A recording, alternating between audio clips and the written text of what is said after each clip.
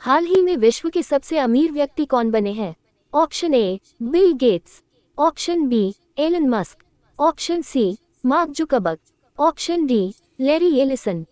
Correct answer explanation. Software company Oracle के co-founder Larry Ellison दुनिया के सबसे अमीर व्यक्ति बन गए हैं। लैरी ने टेस्ला के सीईओ एलन मस्क को पीछे छोड़कर पहली बार दुनिया के सबसे अमीर व्यक्ति होने की उपलब्धि हासिल की है। ब्लूमबर्ग की रिपोर्ट के मुताबिक ओरेकल कॉर्प द्वारा उम्मीद से बेहतर तिमाही नतीजों की घोषणा और भविष्य में और भी ज्यादा ग्रोथ की उम्मीद जताए जाने के बाद न्यूयॉर्क में बुधवार 10 सितंबर 2025 सुबह 10:10 तक लैरी एलिसन की संपत्ति $101 अरब तक बढ़ गई। हाल ही में राष्ट्रीय वन शहीद दिवस 2025 कब मनाया गया है? ऑप्शन ए 12 सितंबर, ऑप्शन बी 11 सितंबर, ऑप्शन सी 10 सितंबर, ऑप्शन डी 9 सितंबर। Correct answer explanation. भारत हर वर्ष 11 सितंबर को राष्ट्रीय वन शहीद दिवस मनाता है। ये दिन उनके बलिदान को स्मरण करने और वन संरक्षण के प्रति हमारी सामूहिक प्रतिबद्धता को दोहराने के लिए समर्पित है। राष्ट्रीय वन शहीद दिवस 2025 की थीम शहीदों को याद करें, वनों की रक्षा करें। निम्नलिखित में से कौन सा मंत्रालय राष्ट्रीय पहल ज्ञान भारतम का शुभारंभ करेगा? ऑप्शन ए पर्यावरण मंत्रालय, ऑप्शन बी गृह मंत्रालय, ऑप्शन सी संस्कृति मंत्रालय, ऑप्शन डी शिक्षा मंत्रालय। Correct answer explanation. संस्कृति मंत्रालय एक प्रमुख राष्ट्रीय पहल ज्ञान भारतम का शुभारंभ करेगा। ये भारत की विशाल पांडुलिपि विरासत के संरक्षण, डिजिटलीकरण और साझाकरण पर केंद्रित है। इस शुभारंभ के अवसर पर प्रथम ज्ञान भारतम अंतर्राष्ट्रीय सम्मेलन का आयोजन किया जाएगा। ये सम्मेलन 11 से 13 सितंबर तक विज्ञान भवन, नई दिल्ली में आयोजित किया जाएगा। इसका विषय है पांडुलिपि विरासत के माध्यम से भारत की ज्ञान विरासत को पुनः प्राप्त करना। सम्मेलन में 1100 से अधिक प्रतिभागियों के भाग लेने की उम्मीद है। इन प्रतिभागियों में भारत और विदेशों के विद्वान, विशेषज्ञ, संस्थान और सांस्कृतिक कार्यकर्ता शामिल हैं। इस पहल का उद्देश्य भारत को ज्ञान के क्षेत्र में एक वैश्विक नेता के रूप में पुनः स्थापित करना है। ये कार्यक्रम देश भर में पांडुलिपियों का दस्तावेजीकरण और पंजीकरण करेगा। ये ग्रंथों और अभिलेखागारों को पुनर्स्थापित करेगा। बड़े पैमाने पर डिजिटलीकरण के लिए उन्नत एआई उपकरणों का उपयोग किया जाएगा। निम्नलिखित में से कौन सा शहर स्वच्छ वायु सर्वेक्षण 2025 में शीर्ष स्थान पर रहा है?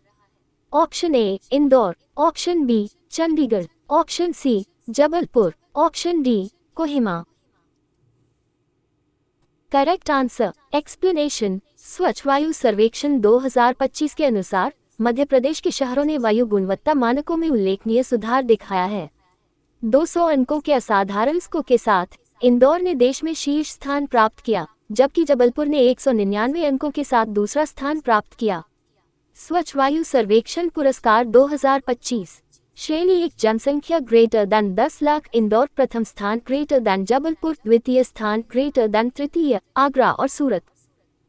हाल ही में विश्व का पहला सिरेमिक कचरे से बना पार्क अनोखी दुनिया निम्नलिखित में से किस भारतीय राज्य में स्थापित किया गया है?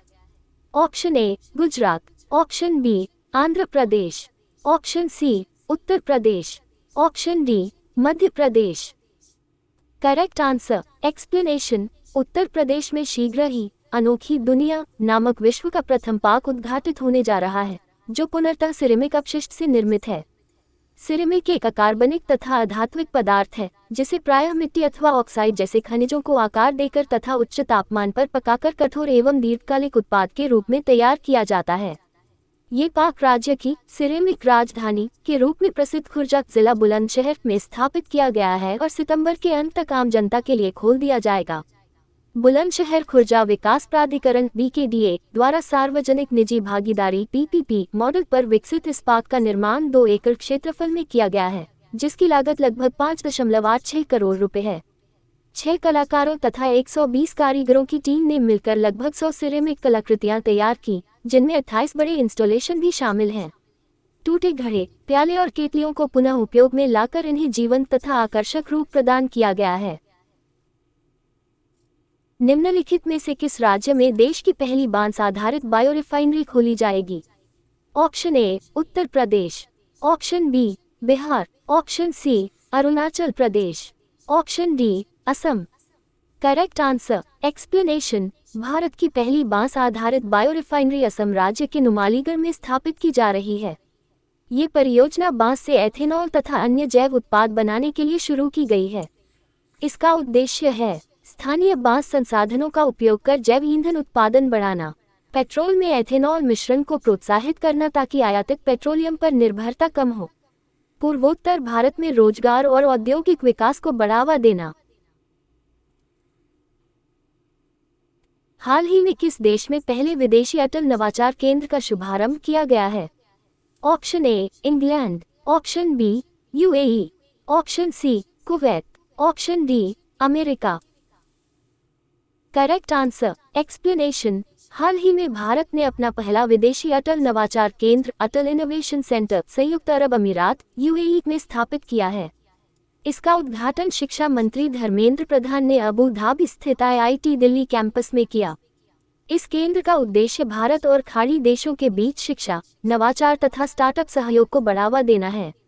ये केंद्र युवाओं को अनुसंधान, उद्यमिता और नई तकनीकों के विकास के लिए अवसर प्रदान करेगा। साथ ही यह वैश्विक स्तर पर भारत के नवाचार मॉडल को प्रदर्शित करेगा। ये कदम भारत की स्टार्टअप इंडिया और नवाचार को बढ़ावा देने की नीति को अंतर्राष्ट्रीय मंच तक ले जाने वाला महत्वपूर्ण प्रयास है। हाल ही में भारत ने अंतरिक्ष अन्वेषण में कितने विश्व रिकॉर्ड बनाए हैं? Option A 9, option B 7, option C 5, option D 3। Correct answer. Explanation. Bharat के अंतरिक्ष कार्यक्रम ने एक बार फिर वैश्विक सुर्खियां बटोरी हैं। इसरो अध्यक्ष वी नारायणन के अनुसार भारत ने अब तक 9 बड़े विश्व रिकॉर्ड अपने नाम किए हैं और आने वाले वर्षों में 8-10 और मील के पत्थर हासिल करने की उम्मीद है। नई दिल्ली में आयोजित एक कार्यक्रम में उन्होंने कहा कि भारत की अंतरिक्ष यात्रा, जो कम लागत वाले नवाचार और तकनीकी प्रगति पर आधारित है, आज पूरी दुनिया के लिए दक्षता और उत्कृष्टता का मॉडल बन गई है। वर्तमान इसरो अध्यक्ष वी नारायणन। भारत के विश्व रिकॉर्ड। अब तक 9। मंगलयान 2014 पहले प्रयास में मंगल पर पहुंचने वाला पहला देश। PSLV-C-37 2017 एक ही मिशन में 104 उपग्रहों का प्रक्षेपण, विश्व रिकॉर्ड। चंद्रयान 2 2019 चंद्रमा पर सर्वश्रेष्ठ ऑर्बिटर कैमरा। चंद्रयान 3 2023 चंद्रमा के दक्षिणी ध्रुव के पास उतरने वाला पहला देश।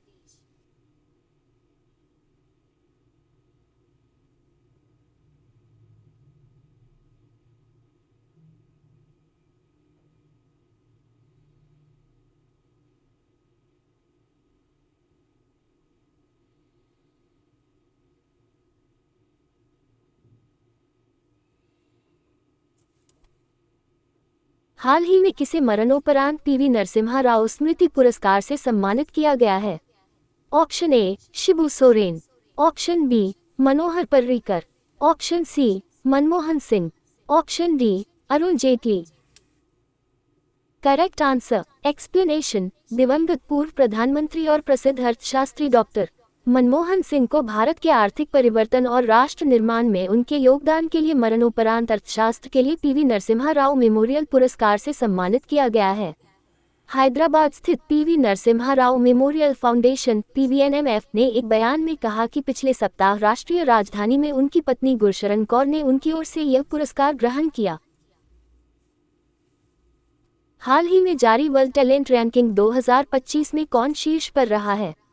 Option A Iceland. Option B Switzerland. Option C Luxembourg. Option D Hong Kong. Correct answer. Explanation. हाल ही में जारी वर्ल्ड टैलेंट रैंकिंग 2025 में स्विट्जरलैंड ने शीर्ष स्थान प्राप्त किया है। ये रैंकिंग अंतर्राष्ट्रीय स्तर पर देशों की प्रतिभा को आकर्षित करने, विकसित करने और बनाए रखने की क्षमता का आकलन करती है। इसमें शिक्षा प्रणाली, प्रशिक्षण, कार्य वातावरण, जीवन स्तर, आकर्षक अवसर और प्रतिभा प्रबंधन जैसे मानकों को शामिल किया जाता है। वर्ल्ड टैलेंट रैंकिंग 2025 में शीर्ष 5 देश इस प्रकार हैं: 1 स्विट्जरलैंड, 2 लक्समबर्ग, 3 आइसलैंड, 4 हांगकांग विशेष प्रशासनिक क्षेत्र, 5 नीदरलैंड्स।